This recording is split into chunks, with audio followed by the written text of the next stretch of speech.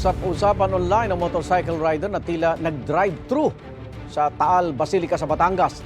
Ang rider umupo pa sa may altar. May unang balita live si Bam Alegre. Bam! Again, good morning. Narito tayo sa Taal Basilica kung saan nangyari yung insidente na yan. At arestado ang isang 23 taong gulang na lalaki matapos nga ipasok yung kanyang motorsiklo sa loob mismo ng simbahan at umupo pa siya sa upuan ng pare.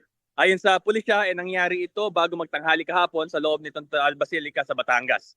Kita sa CCTV na may angkas siyang babae na naglakad palayo pagkahinto ng motor sa harap ng altar. Ang rider umakyat sa altar at umupo. Pumalakpak pa siya at itinaas ang isang paa. Dinala ang lalaki sa Taal Municipal Police Station at tila hindi raw makausap ng matino. Ayon sa pulisya, umamin kalaunan ng lalaki na gumagamit siya ng marijuana na nabibili niya raw online. Sasampahan siya ng paglabag sa Article 133 ng Revised Penal Code o Offending Religious Feelings.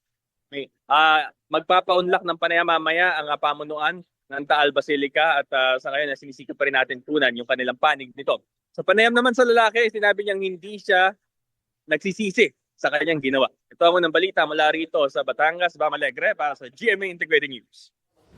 Igan, mauna ka sa mga balita, mag-subscribe na sa GMA Integrated News sa YouTube para sa iba't ibang ulat sa ating bansa.